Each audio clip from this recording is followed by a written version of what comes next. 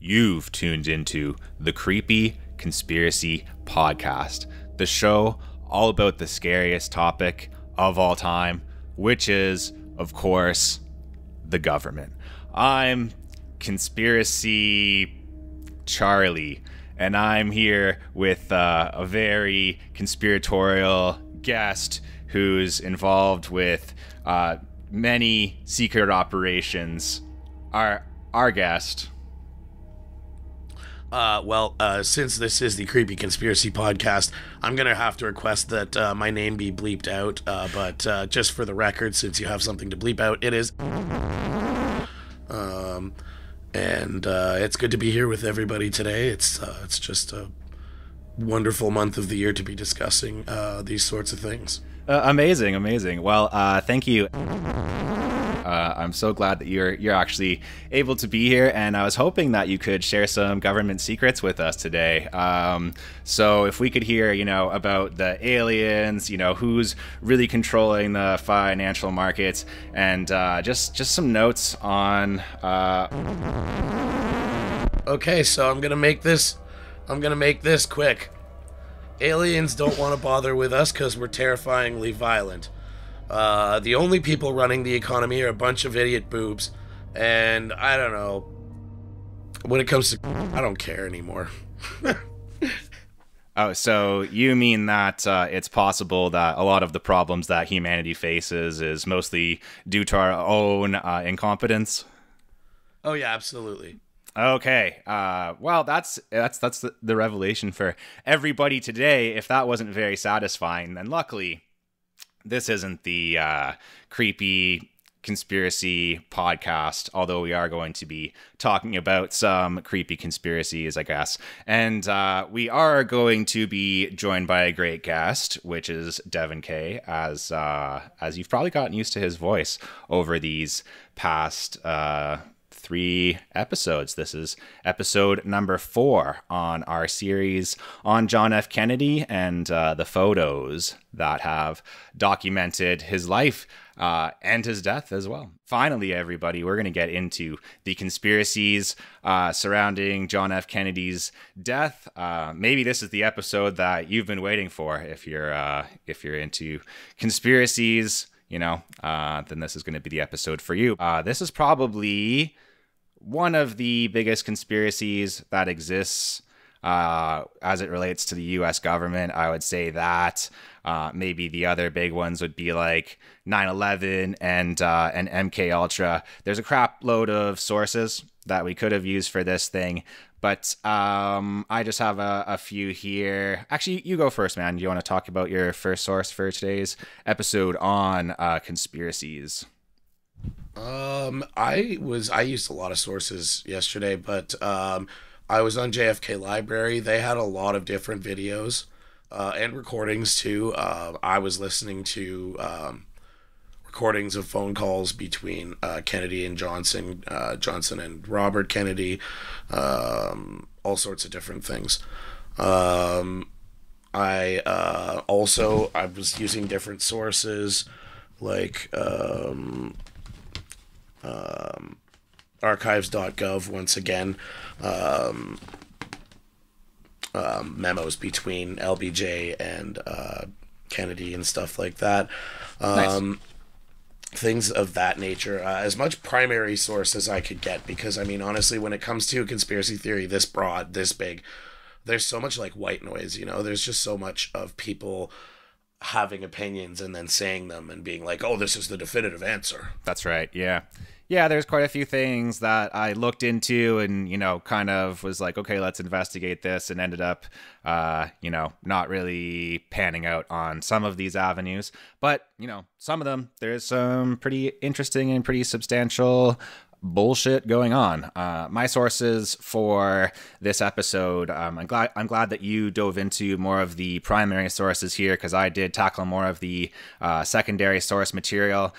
2 books, The Devil's Chessboard by David Talbot, which I probably only scratched the surface of. Pretty amazing book. If I would have had more than a week, I probably would have finished it. But just breaks down, Alan Dulles and kind of like the larger Dulles family and how they influenced the American government and affairs both at home and abroad, and really exercised a lot of power that they really shouldn't have had under the law, I guess. My other source is The Hidden History of the JFK Assassination by Lamar Walden. Pretty interesting source, breaking down the connections of the mafia to the John F. Kennedy assassination. There are two more sources that I want to mention. I did not read these books, but I did read passages from them, and they did form a little bit of my thinking. They were written by Evelyn Lincoln, who was John F. Kennedy's personal secretary, and she wrote two books, My 12 Years with John F. Kennedy and Kennedy and Johnson. Okay, sick. Yeah, some good to have some personal stories and stuff like that, and especially ones that are from a reputable source, because there's a lot of people who want to talk on this subject, maybe just for attention or whatever, right? But there are some legit sources out there. And this is somebody who knew Kennedy well, who knew his family well, who there was a mutual caring between these people. After Kennedy died, they gave almost all of his things to this woman. Wow, that's crazy. Yeah, so definitely someone whose account we can take seriously, and it's nice to have that going on, those types of sources. So I just want to get into this one here. I think probably the first thing to note, conspiracies around the JFK assassination. Why do you think that they exist, right? Obviously, Oswald being killed with no trial, but I think the second biggest reason would be the Warren Commission itself, basically being insufficient as kind of replacement for a trial for Oswald, right? There was a huge failure of due process in almost every part of this, because in most of these cases there were no pre-established processes or plans for any of these things. Presidents assassinated in the middle of the Cold War. The state in particular wants him. The state federally wants him also. So there's a huge mishandling of evidence and of the chain of evidence and stuff like that, right from the drop of the hat, right? Which might possibly be a little bit of an insensitive phrase here, I guess. But anyways, I think that's a huge part of what drives it going on all this time later. But then also, I think in talking, I've said this a couple times, but I'll say it here now. There's just so many people that you can see having the motive to do it. So it's easy to speculate. Yeah, and quite a few people, who are believing in things other than the lone gunman narrative, right? People who are believing things other than the official finding of the Warren report, that Lee Harvey Oswald acted alone. Not just nobody either. One of the surgeons from the hospital maintains to this day that he's pretty certain that one of the wounds, the one through the neck specifically, was through the front. Yeah, there's quite a few people who are frustrated by what the Warren Commission actually put out, and the time frame as well, only 10 months to work on this thing, and ignoring a lot of that counter evidence to the lone gunman theory just didn't sit well with a lot of people, I think. I've never found the lone gunman theory that hard to believe. The only thing that makes it a little bit hard to believe is they call it the magic bullet. I heard Clint Hill describing it yesterday. The way that I understand the magic bullet is that the way that it's proposed that this whole thing went down is that Kennedy got the shot that went through Kennedy's neck was the same shot that went through Connolly. Right? So I believe that, but the way I understand it, the way the commission described it, there was an additional bounce in there somewhere. I do know that when it hit Connolly, it went in through his chest and then through his wrist also. and like hit him in the leg too. So there's a lot of kind of weirdness going on with that. It was a big bullet. Like the missile that was fired was very, very large and very heavy. It's just hard to believe that it would do all that and not become like somehow embedded in the governor or something like that. Yeah. Well, we'll definitely get into stuff like that in more detail, but suffice it to say that, you know, a lot of people, and, you know, not just, like you said, people on the internet or whatever, but people within the government, people who were very close. Involved on the day. Yeah, people involved on the day who found that this Warren Commission was insufficient. As I've looked into this whole thing, I think that we're really doing you guys a favor here to sum up some of this stuff. If you do try to look into it yourself, you will find that there is kind of an overload of information here. Bring a shovel. Yeah, for sure. And it's just enough to kind of make your head spin. It can be a bit of a frustrating experience. You know, some of this stuff is contradictory, you know, and some of it is completely irrelevant. Yeah. So it's like you look at stuff and it'll take you down this track of like, oh, well, what about the guy who's carrying an umbrella right in the frame where he gets caught on a sunny day? Who cares? He was carrying an umbrella. It proves nothing other than he was carrying an umbrella. Like, there was so many things that I would get down this train track and then I'd be like, oh, damn it. Okay, never mind. Yeah. So luckily, Deven and I have gone through a lot of the documents here. We've done a bit of our own commission, to be honest. I would say that, and the Fourier Commission. No.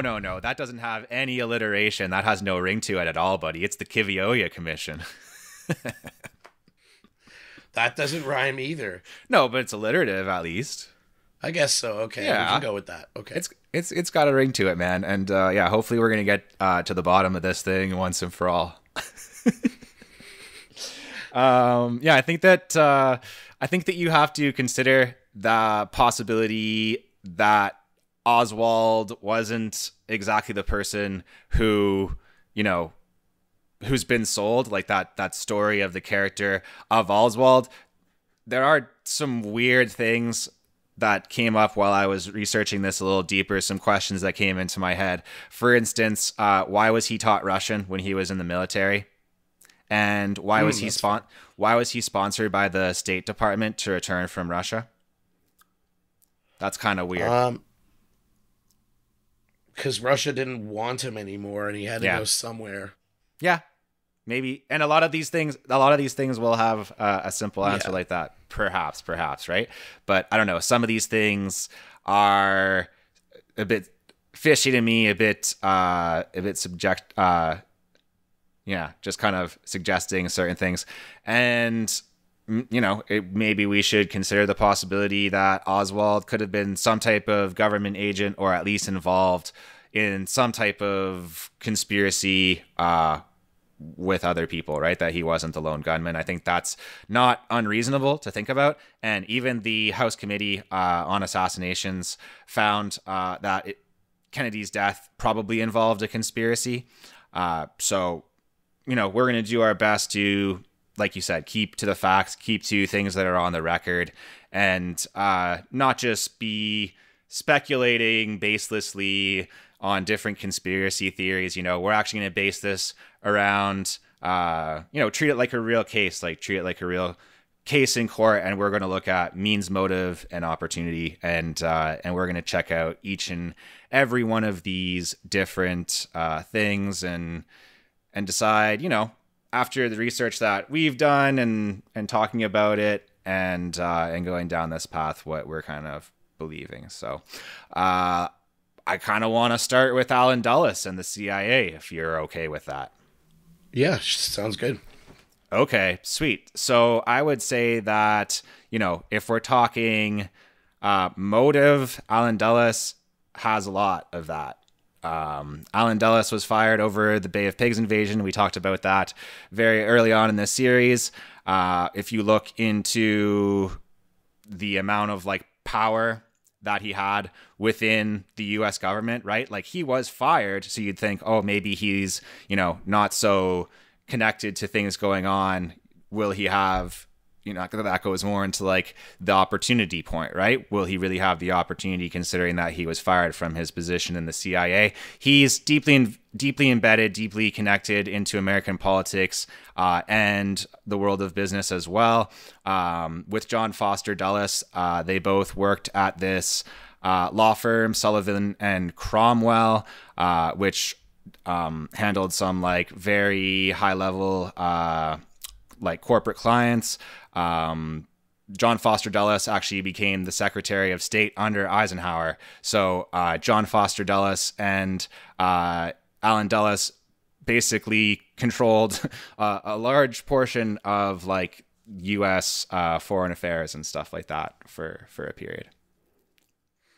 And I mean, not just him being fired, but in a larger sense, after the Bay of Pigs, I think Kennedy wanted to reform the intelligence community a little bit. And that was threatening to everybody involved. Certainly. Yeah. And the CIA, they had removed foreign leaders in the past. If you just like search CIA coups, you're going to get a bunch of them in this period, kind of right before this in like the mid 50s. There's coups in Iran and Guatemala that, cause a lot of violence and have a lot of implications even today, right? And these are things that are mostly motivated, I think, by like economic concerns, but some people might disagree with that. And, if you're going to say, and if you're going to say, oh, well, Jared, like that's, that's other countries, you're not talking about the United States. The CIA had ops within the United States. I mentioned MK Ultra earlier, which some people call a government mind control experiment. More accurately, having looked into it, it's mostly just torturing people with LSD. That's pretty much what they did. You say torture, I say good time. I know it was pretty bad. Yeah, I found it interesting when you mentioned MK Ultra and conspiracy theories, because I mean, historical evidence places it firmly in the realm of fact, right? Like, it's a thing that happened. Yeah, they tried to destroy the records, but because they had worked with like so many institutions, colleges and universities and stuff like that, there were documents that backed up the operations. So, and this sort of thing becomes kind of like an Occam's razor when it comes to conspiracy theories. Yeah. When you talk about real conspiracy theories that involve hiding some kind of reality from the larger public, if they involve more than a handful of people for more than a handful of days, typically they just can't succeed. People just aren't that good at keeping secrets. Yeah? Do you really think that? I think so, yeah. Okay. Well, I don't know. We'll put a pin in that. And just further evidence that the CIA is capable of, doing some pretty sketchy, manipulative operations within the United States. Operation 40 and everything that they did involving Cuban refugees in America, right? And kind of organizing them and trying to, stir up certain political situations within the United States. So all of that to say that, the CIA would do ops within America. They'd never killed a president, as far as I know, but that's only as far as we know. Yeah, not impossible. This is where I want to bring up the first photo of the episode. It's a photo that if you just search, probably Kennedy and Dulles would bring this up. A photo by photojournalist Frank Falassi. Hopefully I'm saying his name right. Deven, have you been able to bring up that photo? There's a few photos of them, but you're talking about the one where Kennedy's kind of in the center left and Dulles is just slightly behind him on the right? And they're looking away from each other.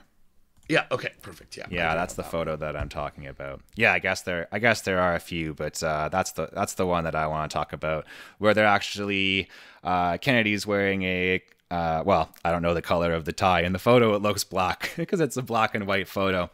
Some striking. He's got the yeah the single button jacket, and the other guy's got the double breasted suit. That's hitting you as well. Yeah, old school versus new school. Yeah, you got the guy with the pipe, the double-breasted jacket, the thinning hair, the glasses, the mustache, right? And then you've got the new hotness, John F. Kennedy with his windswept, gorgeous hair, clean shave, skinny tie even, Deven. Like, it couldn't be more on the nose, right? Just like basically just a 1960s Old Spice guy. Yeah. Yeah, or like kind of a hipster vibe I'm getting as well, but sort of, yeah. That was kind of in then.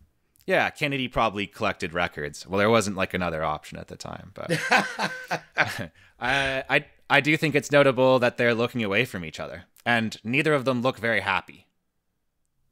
No, I would say Kennedy's teeth are showing, but that's not necessarily a smile. And Dulles, I don't know if I've seen a picture of him smiling. Yeah, just notable. I think that this is really representing the two kind of worldviews of these guys in one photo. But anyways, I want to get into the Devil's Chessboard by Talbot and some of his allegations here, to talk a little bit more specifically about what he thinks went down during the Kennedy assassination, if that's cool with you. Yes, please. Sweet. So Talbot quotes a writer here, Willie Morris, who quotes Dulles and said, Dulles said to him at one point that little Kennedy thought he was God, talking about Kennedy years after the assassination. So Talbot goes on to note here that Allen Dulles subverted pretty much every president that he ever worked for. Roosevelt really wanted, a policy of unconditional surrender when it came to the Nazis. Allen Dulles, worked against that, worked to subvert that, basically thought that there was a lot that could be gained by helping some of the Nazis, which is, I don't know, bad. Eisenhower is quoted as saying that Allen Dulles was responsible for destroying his intentions, hurting America's position, and leaving Eisenhower with nothing but a legacy of ashes. And I have a quote from Truman here, just to hit you with three presidents. Truman, who actually created the CIA, he said in December of '63, so this is like 1 month after Kennedy's death, here, there is something about the way the CIA has been functioning that is casting a shadow over our historic position, and I feel that we need to correct it. And again, this is from Truman, the man who created the CIA, and he created it, for intelligence purposes, right? Like, that's what an intelligence agency is supposed to do: analyze and disseminate intelligence to the people that need to hear about it. And their job really from the beginning wasn't to create policy, right? And Talbot notes here, to sum up essentially his actual stance on the Kennedy assassination, he believes that Dulles organized the assassination with corporate interests who thought Kennedy was a threat to national security, and then lobbied LBJ to get on the Warren Commission and promote the lone gunman narrative. I'd say that's perfectly plausible. I feel like if that's the case, it probably wasn't just Allen Dulles alone. Like, I feel like if that's the case,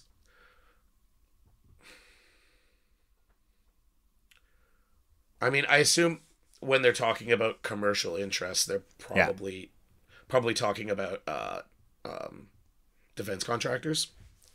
Yeah, it could be defense contractors, could be oil men. It could really be anything, right? Like, because, There's a lot of people who stood to gain from a larger war in Vietnam. So yeah, the Iranian coup was related to oil, right? But the Guatemalan one was just related to fruit. yeah. So it could really be, a collection of a lot of different corporate interests and things that you might not necessarily expect. That's fair, yeah. Yeah, I have a quote from Kennedy as well to really drive home what Deven mentioned earlier. Just that Kennedy was working against the CIA, working to take power back into the hands of the president, essentially, when it came to foreign policy. Kennedy said, "I will shatter the CIA into 1,000 pieces and scatter them to the wind." Oof. Right? So, going into the whole like motive thing again for Allen Dulles and kind of, those right-wing elements within the CIA. Well, let me just ask you, what's your take on this, right? Your take on Allen Dulles and the CIA. Did they kill John F. Kennedy? I'd totally buy it. I actually, if it was anybody, it would have been them probably. They stood to lose the most based on what you're saying, and that quote about breaking them into 1,000 pieces and scattering them to the wind, I hadn't heard that before, but that's as good a reason for the CIA to kill you as anybody. Yeah. But I mean, I would put J. Edgar Hoover in that bed too. Okay.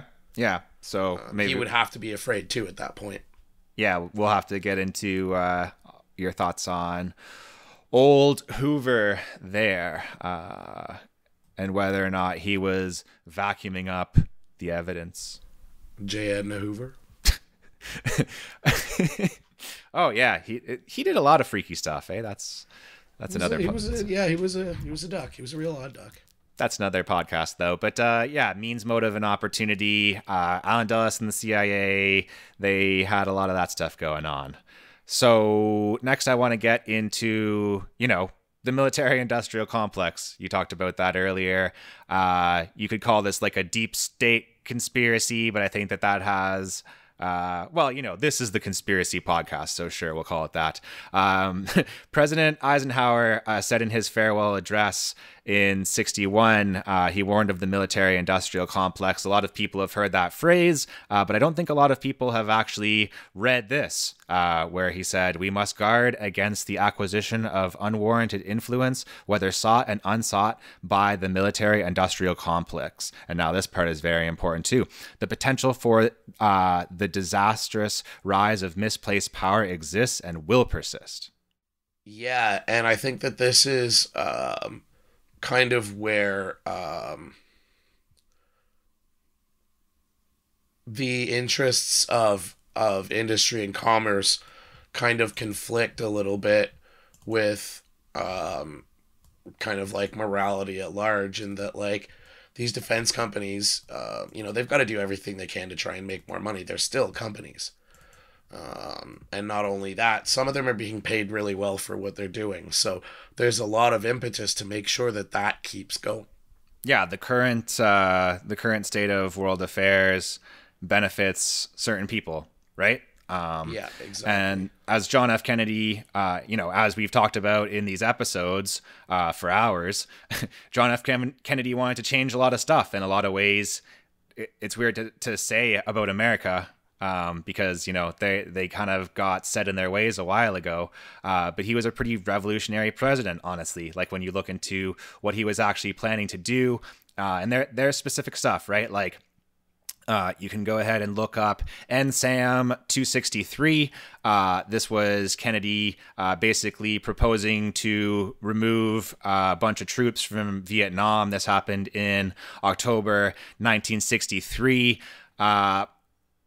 Essentially saying, okay, we're starting to wind down our military commitments to Vietnam. A lot of people think that he was planning to end American involvement in Vietnam, right? And letting that country decide for themselves which type of government they were going to have.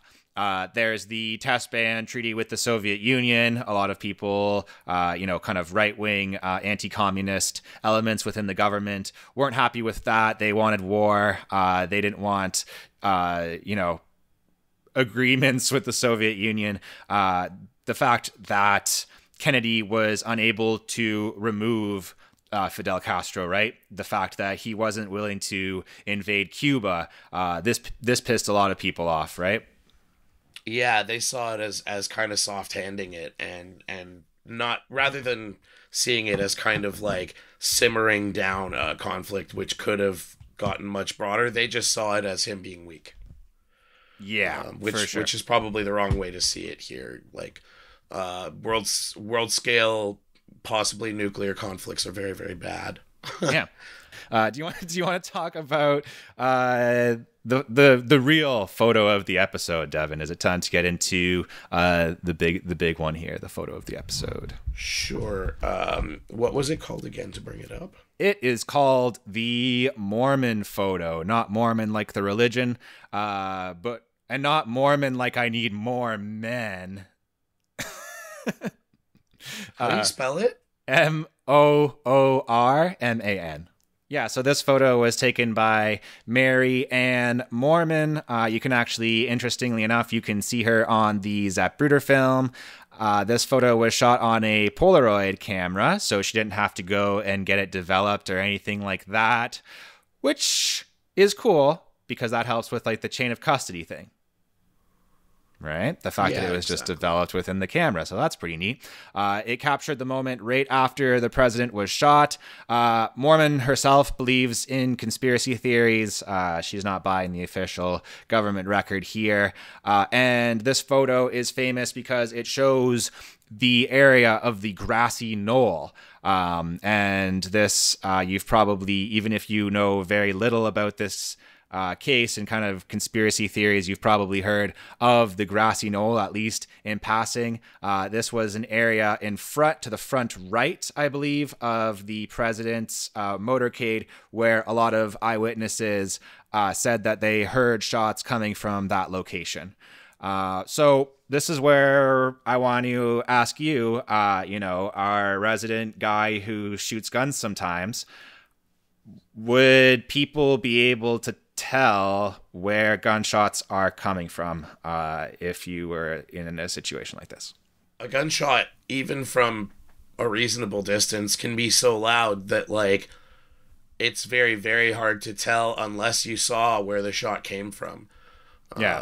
Where it's coming from. And I mean, you can see this in military movies or TV shows like Band of Brothers, for example, which is fairly factual. So, I mean, and more than that, as soon as that first shot goes off, most people go straight to survival mode, right? Mm-hmm. And as soon as you're in survival mode, your memory is it's not really working in the way that it should be.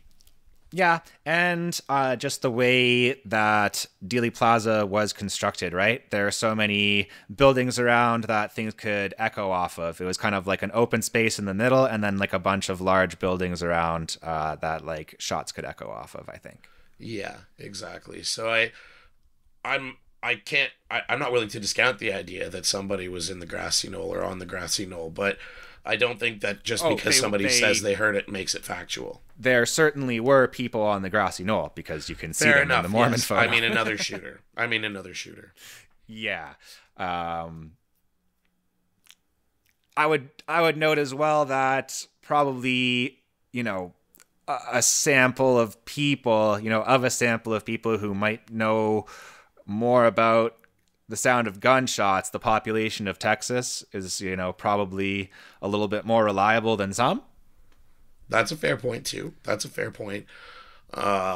again, once somebody pulls out a gun and starts firing it in Texas, then everybody pulls out their guns. They start firing them in the air. How can you tell what's one and what's another and what's being fired at the president and what just isn't part of the party, What's being fired at the president and what's just like normal Texas gun shooting, Yeah, exactly. Yeah, but there's this whole thing. As I said, the Mormon photo shows people standing on the grassy knoll. It actually shows 3 people. So it's proposed that 2 of those people might be assassins who shot John F. Kennedy from the front, and the third would be this guy Gordon Arnold, who talks about his eyewitness accounts of those guys existing and the sketchiness that was going on there. So definitely factoring into the case, and definitely a crazy photo that captured a moment in history, and no doubt. Yeah, has been looked at ever since. So let's get into one spoilers that I don't think is a very good theory. Do you think that the Soviet Union killed John F. Kennedy? Who knows, right? What do you think about that? Do you have any evidence, anything to discuss? I don't have any evidence for it, obviously, which is, usually the first indication that something isn't true. But I don't have any evidence against it either, but I don't feel like it would have been in the Soviets' best interests necessarily. Yeah. There's less of a straight up military industrial complex there at that time because, it's a government directed economy. There's less of a profit motive because you only stand to make so much. More than that, the American economy was just chugging along like normal, and the Soviet economy most of the time was doing everything it could to just barely keep up. So I'm sure that a more reasonable scaling down of that conflict under Kennedy was preferable to what had been before and what might come after. Yeah, that's awesome. I'm glad that you looked into the economic factor. There's, of course, just like the political situation that we've discussed before, like that political context. Khrushchev actually wanted to have a good relationship with Kennedy. He wanted to, I got the sense from looking into it that he wanted to avoid war the same way that Kennedy did.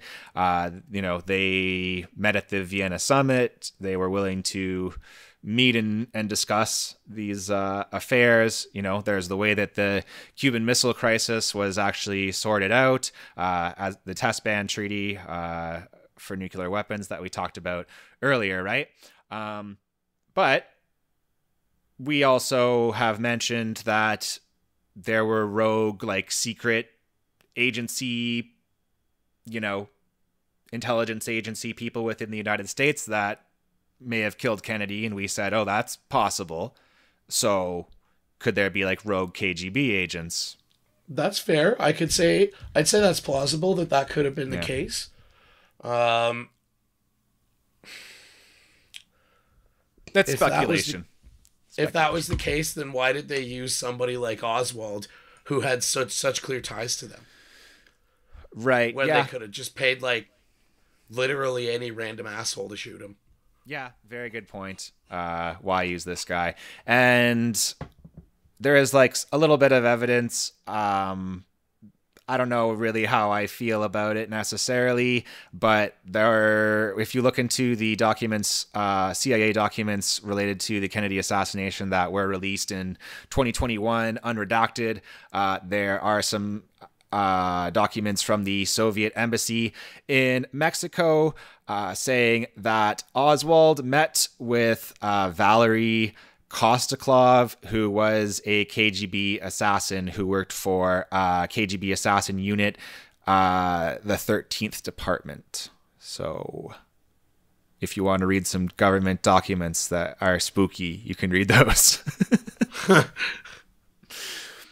But yeah, for me personally, I think that this is one of the poorest explanations. Yeah, and I think that it's probably the one that's a most obviously kind of like the veil to be pulled. You know what I mean? Like if you want to give somebody a quick answer and have them go away, oh, it was the Reds. Mm-hmm. Yeah, and I like having looked into it a little bit. It doesn't Yeah, it just doesn't I don't feel buy it. like the best explanation. Yeah. Anyways, perhaps a better one, or at least, uh, a country that was more decisively enemies with the United States. Let's talk about Cuba. So, is it possible that Fidel, ordered this killing? Was this directed by the Cuban government?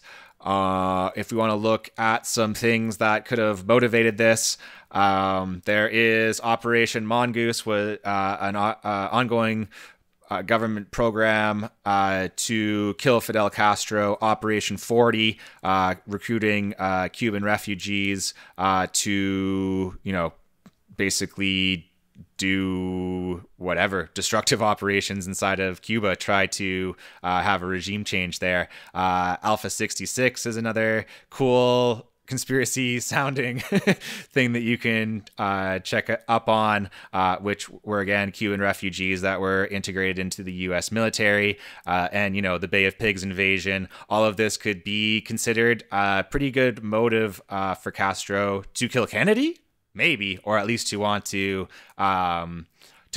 destroy the United States, perhaps. But kill Kennedy, I'm not sure. I'm not sure Castro was particularly concerned with Kennedy himself, but he did feel very strongly that ultimately, eventually, there would be a conflict with the United States for a long time. Right. I think it is important as well to note that Kennedy was under a lot of pressure domestically, political pressure to remove Castro. This wasn't necessarily something that Kennedy believed in, right? Maybe something that he was pressured to do. And during the race with Richard Nixon, this was a big kind of deciding thing, right? Kennedy had to look like he was trying to take out Fidel. Otherwise, he would potentially lose political power. So I think that's an important element. But to go back to what you were saying a second ago, Fidel thought that perhaps war was going to happen. And a lot of people say, Fidel was willing to use nuclear weapons against the United States. That is true. I found some primary documents here, the actual letter, and it's fucking awesome to be able to read this stuff sometimes. The actual letter that Fidel himself sent to Khrushchev. And it actually says that if Cuba is invaded, that would be the moment to eliminate this danger forever, talking about America. In an act of most legitimate self-defense, however harsh and terrible the solution, there would be no other. Again, this is speaking specifically if Cuba gets invaded by the United States, like a full-scale invasion. And by this time, it is important to note that Khrushchev had already removed the missiles from Cuba. So, I mentioned in one of the earlier episodes of this podcast the documentary "The Fog of War." It was mostly based around an interview with Robert S. McNamara, who was the Secretary of Defense at the time, and he, I think, as part of the part of the World Bank, was part of a meeting in which Castro was also involved later on in the 90s. And he said in the documentary that he heard something through his interpreter and stopped Castro and said something along the lines of, go back a little bit and just tell me, would you have recommended using the nukes against the United States if you had them? And what would have happened to Cuba? And Castro said, I would not have recommended. I did recommend that we nuke the United States. And what would have happened? Cuba would have been totally destroyed. Yeah, so maybe that gives you a sense of, what his mindset was. How far he was willing to go and how desperate he thought he needed to be. Yeah, but again, that kind of justifies thoughts of a government, an operation against the American government, but against Kennedy specifically, it doesn't line up that well. So I think probably more likely, if you're looking at Cuba and the context of Cuba and how it relates to this, I would say, anti-Castro Cubans living within the United States, them being involved in a conspiracy to kill Kennedy is probably more likely. And yeah. I think that's very, very likely that the mafia was involved in a conspiracy to kill Kennedy, and that was related to Cuba as well. I would agree, yeah. I would say that that's more likely than Cuba itself.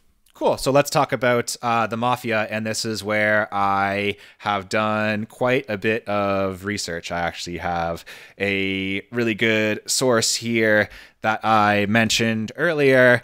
Waldron, his study into the mafia and all of the ties between people who, the official story would want you to believe are unrelated, right? And he notes that gambling rights for these mafia guys were lost in Havana when the, what is his name, Batista government fell.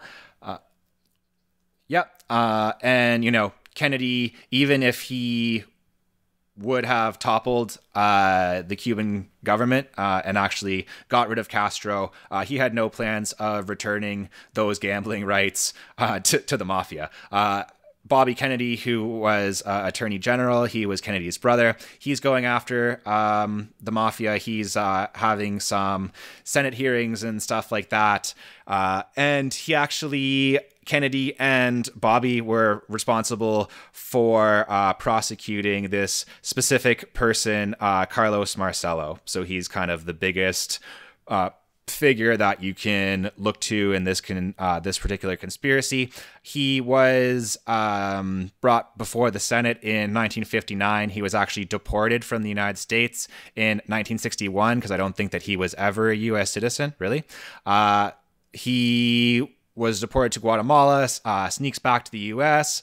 He had a federal trial in 1963, and, it's interesting to note here as well, as Waldron points out, Jack Ruby was actually connected to the mafia through his nightclubs, his strip clubs, stuff like that. And Oswald was also connected to Marcello and the New Orleans mafia through his uncle, Charles Dutz Moret, who was an associate of Marcello's.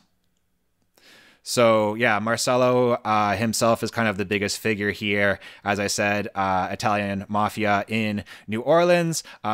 He was involved with gambling, drugs, and prostitution, otherwise known as what he would publicly be known as, which was a tomato salesman. Oh.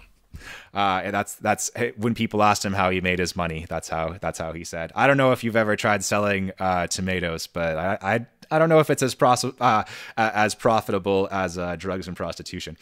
There's this other guy, Trafficante. He was involved, according to Waldron, in this conspiracy to assassinate the president. Kind of his turf is Florida and Cuba. The Giancana, Chicago Mafia guy, and these guys are very important to talk about. Roselli and Martino, who are actually CIA assets. So they actually worked with the CIA on some domestic ops related to Cuba, which is some pretty nuts stuff. Yeah.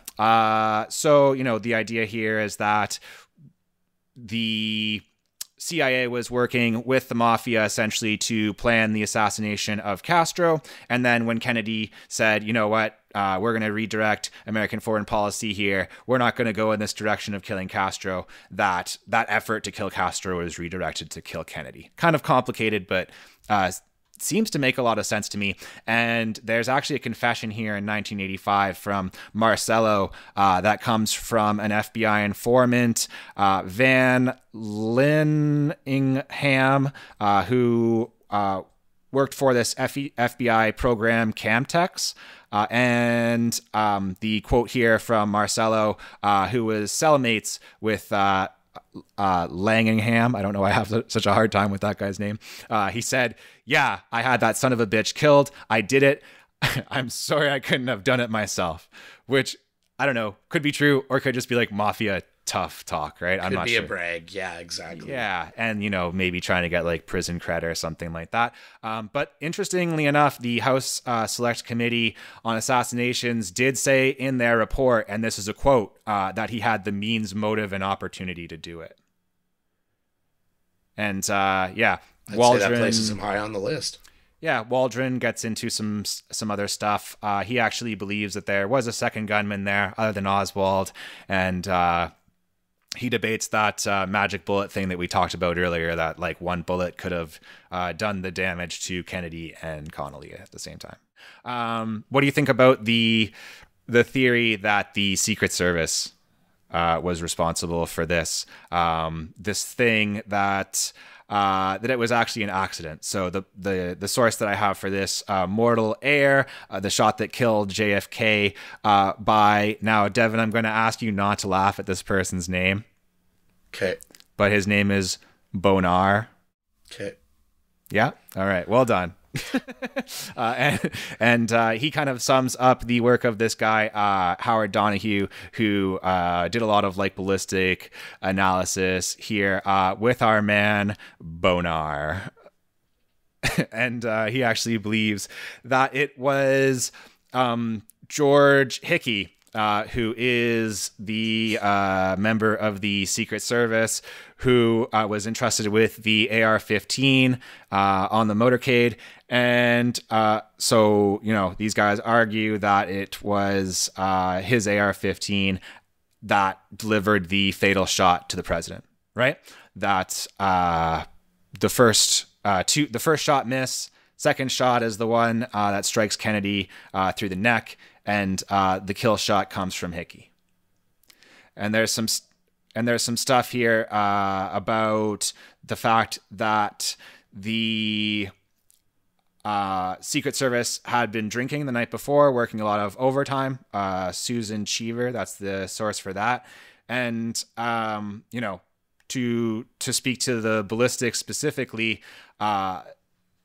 they point out that the original kind of ballistic analysis in the Warren report, it was entrusted to this guy, Arlen Specter, and he hired a veterinarian to fire guns into horse meat and goat carcasses.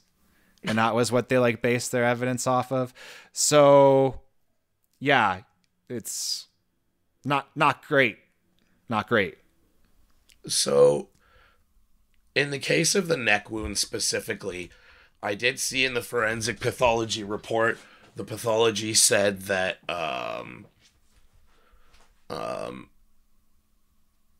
that based on like the looking at the injuries under a microscope, that it looked like from the back it was an entry wound, and from the front it was an exit wound. And that's just forensic pathology. It's like just literally like looking at these independent pieces and being like, this is what this looks like, this is what this looks like, but it's not ever saying this is what it is for sure. So I think there's that to go on. It's where it's the head wound where things get a little bit dicey. Yeah, and you know, and they address this specifically here, right? And they talk about the difference between wounds that would be expected if you were dealing with Full Metal Jacket bullets, which are designed to like go through people, and frangible bullets, which are designed to like do a lot of damage, stay in the body, ricochet around. You know, according to the study here in Mortal Air, it suggests, you know, the ballistics suggests that it was actually a frangible bullet that was the one that struck Kennedy in the head, and that just so happens to be the type of munitions that was in Hickey's AR-15. So the thing that keeps coming to mind for me is this. A gun being fired from a distance away, it's not easy to tell where it is. But a gun being fired from that close with people on either side of the road watching, right next to you, you couldn't miss it. And this is a problem. problem. There's just too many witnesses. And this is a problem with this theory, and it's a problem with every other, like, second shooter theory. Because the grassy knoll as well is not that far away from the motorcade. Yeah, it's pretty close. And I don't know, and like you said earlier, once that first shot is fired, it's chaos. But I don't know, man. If someone's firing a gun right next to you, yeah, even if it's one round out of an AR-15, it's a loud round. Yeah, a lot of people don't understand how loud guns are if they've only ever heard them on TV or movies. But like, literally, almost any of them will give you like a little bit of tinnitus for a few seconds. Oh yeah, yeah. You should wear hearing protection, which they never do in movies. But yeah. So if it's in your immediate vicinity, you know, you can't not know.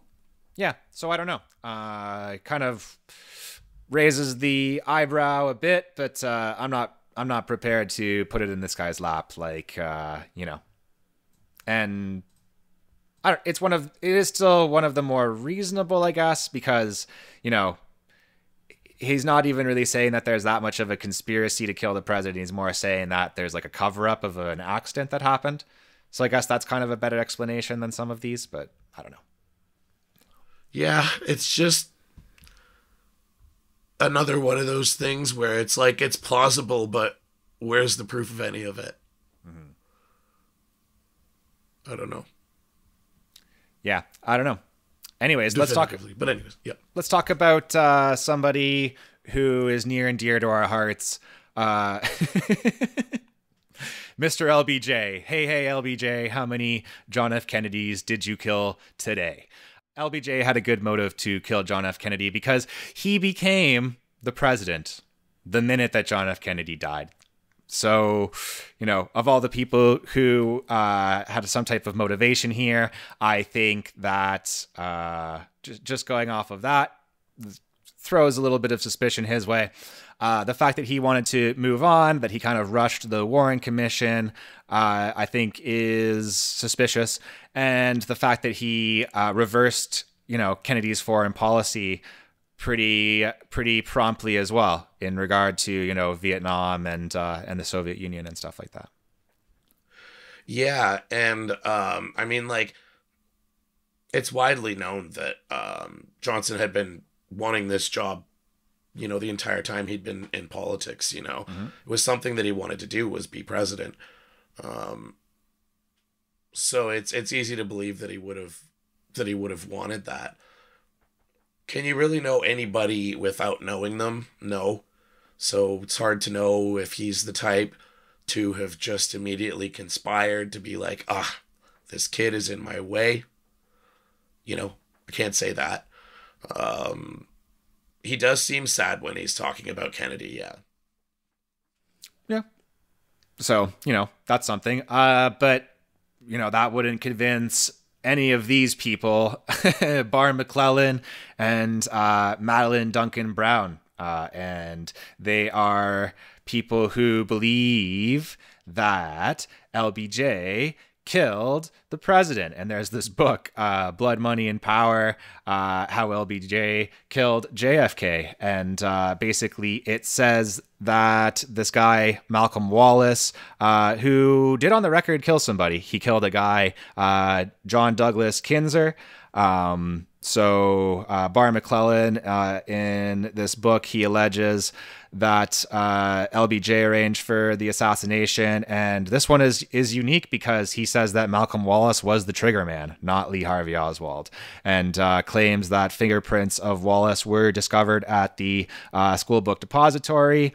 And another central figure here is this guy, Edward Clark, who was, I believe, a lawyer of LBJ's, and the same person who got him off when LBJ started his big-time political career, getting that Senate seat in 1948 with the Box 13 vote scandal. So that's all kind of mixed up in here as well. McClellan basically alleges, the assassination took place on Johnson's home turf, that Johnson encouraged the trip, kind of ensnared Kennedy into this trap. And Madeline Duncan Brown is a woman who claims that she was a secret lovers of LBJ's, and she said, quotes LBJ before the assassination saying, "Those Kennedys will never embarrass me again." And she also makes some kind of ridiculous claims. She says that after the assassination, LBJ had a big party with Richard Nixon, Herbert Hoover, and McCloy, who was on the Warren Commission and worked for the World Bank. And she also claims that she had a secret son with Lyndon B. Johnson. So, I hope that's all true. It's definitely fun and interesting. Yeah. There's these other guys here, Clint Murchison and David Harold Bird, sorry. These were two Texas oil men who are implicated in this whole like LBJ side of the conspiracy. These were two big time oil guys. Interestingly, the Murchison family owns the Dallas Cowboys, and David Bird owned the Texas School Book Depository, and he co-founded the Civil Air Patrol. And Lee Harvey Oswald was a member of the Civil Air Patrol. So that's kind of strange. And the whole thing revolves around this oil depletion allowance thing, which I thought I would never understand. Deven, do you want to explain oil depletion allowance to everybody? No, why don't you go ahead? Okay, cool. Yeah, I think I get it. It's basically a way where it's like a tax loophole thing where oil men who have like an oil well, essentially with a small investment of like a few $100,000 to get an oil well, you're able to like claim a depreciation on the oil well, or like the amount of oil that you have, and basically get as an accounting value. I see. Yeah, get like a shitload of money back on your taxes and stuff like that. And apparently Kennedy wanted to make some reforms to oil depletion allowance, and that was going to be bad for these oil billionaire guys maybe. I don't know how much money it takes to own the Dallas Cowboys, but probably a lot. And this guy, Bobby Baker, he was a associate of LBJ's. Again, he was involved in that Senate corruption investigation related to the Box 13 scandal, which was dropped after the assassination of John F. Kennedy. As we discussed this whole LBJ thing, it does paint a bit of a picture in my mind. What about a second shooter in the Texas Book Depository? Right? So Oswald goes out to kill Walker. He shoots him. And then he doesn't finish the job. And then he goes home. Yeah. So if you're counting on him to kill Kennedy, you have to assume that maybe there's a chance he's going to fail, right? Mm-hmm. So why not, if he does fail, send somebody to go in with the exact same rifle, firing mm-hmm. from essentially the exact same place, mm-hmm. and then replace his rifle with the one that got fired to leave? Maybe. You still get your patsy. Yeah, but then there's no shells that were recovered. You could say, oh, well, he quickly picked up the shells and got out of there. But, Oswald's story doesn't make a lot of sense. Like, in that case. Yeah. I don't know. Anyways, the next person that we can talk about here is Clay Shaw. So he's the only person who was ever actually brought to court for killing John F. Kennedy. This is the basis for Jim Garrison's whole theory. Jim Garrison is the guy, the New Orleans district attorney, who prosecuted Clay Shaw in '67. This is the basis of Garrison's own book, On the Trail of the Assassins, and also one of the big sources for Oliver Stone's JFK movie, which has a bunch of misinformation in it. So Clay Shaw was a businessman in New Orleans. There he was, as I said, prosecuted for the assassination of JFK. It was kind of a show trial type of thing. It only lasted an hour. He obviously wasn't convicted, but there is some weird stuff. So there's his connections to this FBI associate Guy Bannister. There's all this stuff about 544 Camp Street, which was a base of operations for the FBI that was related to, anti-Cuban activities and stuff like that.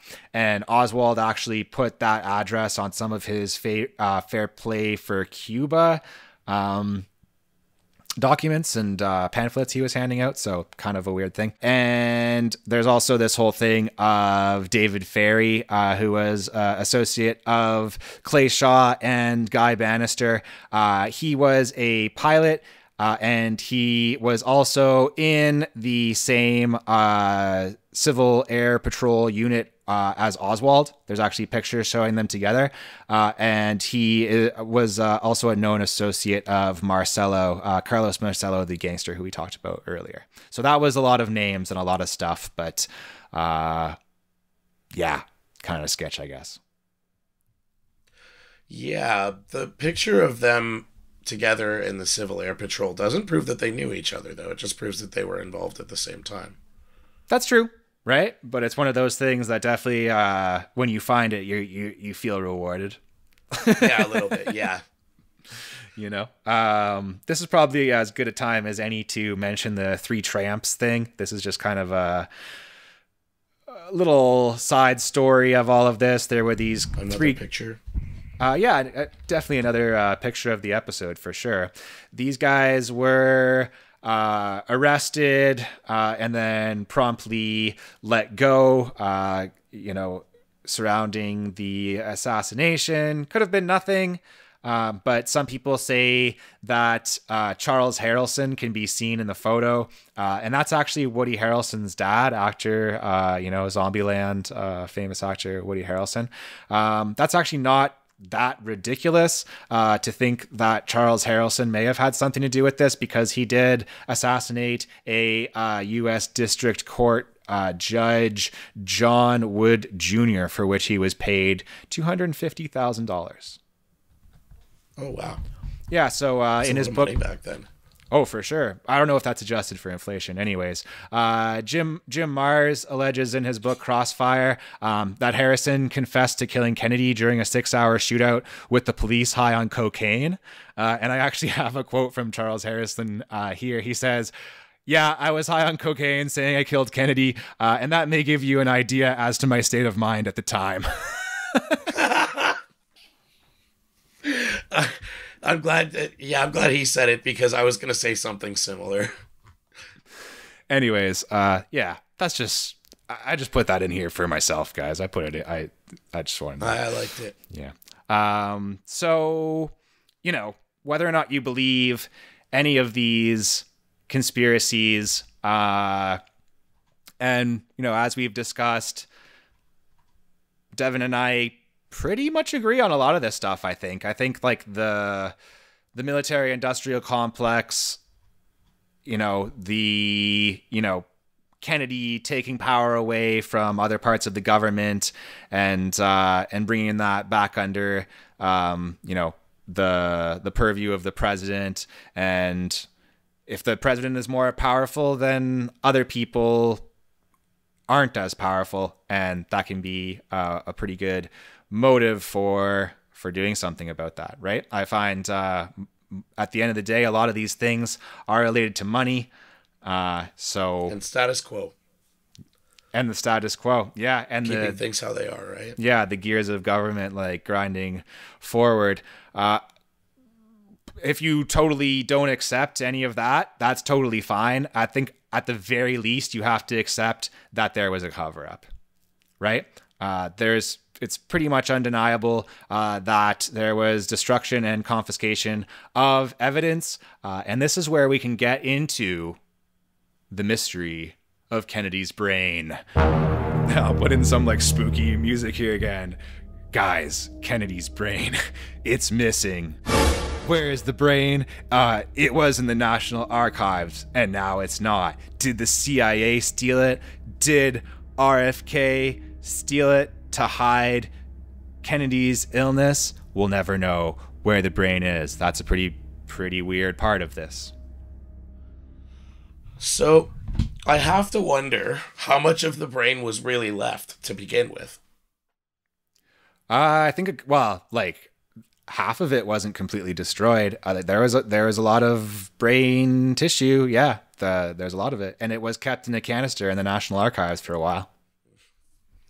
What would be the impetus to get rid of it? I guess to not have ballistic studies done on it. Exactly, dude. Yeah, if you're, if you do want to entertain that second shooter from the front thing, then, ballistic analysis of the brain would be something to look at, right? So that's pretty strange. Pretty strange. It could just be, the Kennedy family wanting to to wrap that up for whatever personal reason that they want to do that. I'm not sure. There's the fact that that we talked about last episode, that frames of the Zapruder film were destroyed when it was being developed. As I said in that episode, that is very strange. Potentially part of a cover-up. The different coffin thing that we noted when we were talking about the autopsy, Masha actually maybe explained that one. My beautiful wife, Masha, she just pointed out the simple thing of when he was in that coffin on Air Force One, what if he just like bled all over it? And that's why they like swapped it out. That's fair, yeah. Yeah, so could be, but again, just does come off as a little bit weird. And this is really weird, though. Really weird. The autopsy photos, right? They were given to Secret Service Agent Kellerman. They are supposedly in the National Archives, but no one can access them. So if you go and try to look at these photos, you just get a message here from the government that says the autopsy photos and x-rays of President Kennedy were donated to the National Archives by the Kennedy family by an agreement dated October 1966. This agreement limits access to such materials.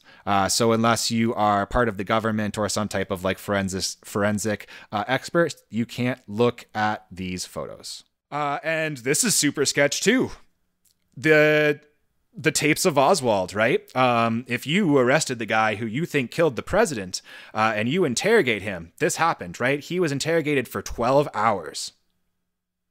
Where are the tapes of these interrogations? I looked, I couldn't find anything. Well, if you go and try to listen to these tapes on the archives, it says approximately 12 hours between 2:30 p.m. on Friday and 11:30 a.m. on Sunday, November 24th, 63. There were no stenographic or tape recordings of these interviews. And as far as chain of evidence goes, that's fucking thin. Yeah, really like, I don't know. Yeah, sketch. Intimidation of witnesses as well. This guy, Ed Hoffman, was a deaf and mute witness who said that he saw a second shooter. He tried to report that to the Secret Service the day of, and he also tried to report it to the FBI afterward, and said that he was threatened both times. So, and this is interesting too, because of being deaf and mute, you might think, oh, well, he probably had a shittier understanding of what was going on. But as we talked about, you know, if you're distracted by the gunshots, then you might not be observing things as much. So I think he might have had he didn't have that panic reaction, yeah. Yeah, he might have been a uniquely good witness. So, you know, just another weird thing. And then this is a pretty crazy allegation to say that the, CIA or the government or whatever murders people with information, right? Yeah. I would say that they've done it before. They've done it on American soil. Check out MKUltra. Check out Frank Olson, who was a guy who fell out of the window. You can also look into, more related to this specific case, this guy, William Bruce Pitzer, who worked at Bethesda Naval Hospital. He was involved with the autopsy. He killed himself at work the same day that the autopsy records were released. Interesting. Yeah, so spooky stuff. Just to sum things up, if you're ready, I think that the biggest explanation for this is security, to be honest. I think that, as we've talked about, when Kennedy was killed, things were very unsure. Things were very hot. There was a need to come up with an absolute answer to settle down any fear and paranoia that exists. Try to convince people that, we got the guy, everything's under control. And I do think that the actual case is that they made everybody way more paranoid, way more suspicious. And, and I think history bears that out. Why does this still matter? I think we should maybe touch on that as well. Like, we've recorded now, 4 or 5 hours of podcasts. We've both sat down and read for hundreds of hours, primary and secondary sources. We went to the library, Deven. Yeah, I haven't been to a library in years. And, why did we give a fuck? Why did we do this? Because people are still interested. There's nothing like a mystery, really, that keeps people, an unanswered question that keeps people interested. Yeah, and also I don't think that this stuff is settled. Like, I think that there remains a need to rein in intelligence agencies. Oh, yeah, absolutely. It might be one of the big problems of the age. And I mean, like, especially after 9/11, when you saw the introduction of stuff like the Patriot Act and stuff in the United States, the definition of liberty and fundamental rights severely changed and was very curtailed. Yeah. Yeah, it's as as Truman said, it's that phrase of like casting a shadow over our historic position. Yeah, exactly. Yeah, I also think that this is important, for that like democratic thing that I talked about earlier. I think a lot of people, they believe that line that we were taught in school that, democracy is something that you can take for granted. We're just going to have it, and the people will be in control of what happens to them. And if violence is deciding who's the president, who's the ruler, that's not a democracy, right? So that's why I think that this is still pertinent, still something that we should be concerned about. And really like this whole thing about presidential power, that there should be, if the president should be representing the people, and they should be creating policy, not the CIA. Yeah, absolutely. Yeah. So let's end this thing, man. The Kivioya Commission. What are the findings of the Kivioya Commission here? Was there a conspiracy to kill JFK? I think that, in my opinion, the idea that Oswald acted alone and that there was a conspiracy to kill JFK are not necessarily mutually exclusive. I agree. So I would say that that's the most plausible explanation for me. Is that there was a conspiracy to kill Kennedy and Oswald acted alone. And that may include a more fleshed out second shooter kind of idea in the Texas Book Depository. I'd also believe that Oswald was the shooter too. There's a lot to hash out, and there's a lot that's not certain, but I mean, frankly, a lot of people killed John F. Kennedy. Yeah, in a way, he's the most murdered person in history. I do think that one of the things that's been striking to me about this series is how important photography is to documenting history, to really the relationship between that and democracy, right? Like the idea that if the people really are supposed to be in control of the government, that we deserve to know what's going on. And even though photography without any context can be very misleading and can make you believe things that aren't necessarily true, in the proper context, I think that photography can really help you understand the truth. And without all of the photographers who shot these photos, the ones that we've talked about here, the photo of Oswald in his backyard, the photo of Khrushchev meeting Kennedy, the photo of Lyndon B. Johnson being sworn in. And for this episode, the Mormon photo, and it does also highlight that that importance of an open, free, and unbiased press. Certainly. Which is such a rare thing these days. Yeah. So, a lot to learn, and I don't know, I don't even think I'm the same person anymore than the guy who started doing this research. No, I mean, much like John Kennedy himself, a lot of this blew my mind. Wow. Okay. Well, we're gonna end it on that. If you want to follow Deven's podcast, he'll be doing one, and I'll tell you guys about it when it happens. We'll have Deven back on. I'll record a commercial. Yeah. He'll record a commercial. And speaking of corporate interests.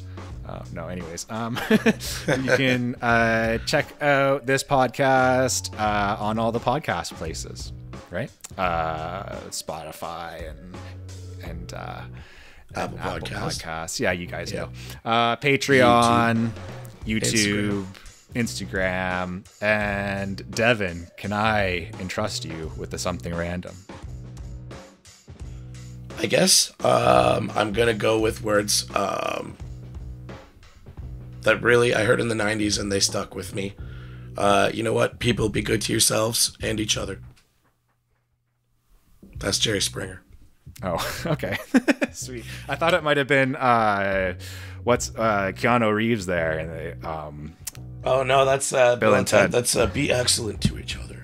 Yeah, that one's good too. Yeah, be excellent to each other. We can go with that. That's probably better than Jerry Springer. Be excellent to each other.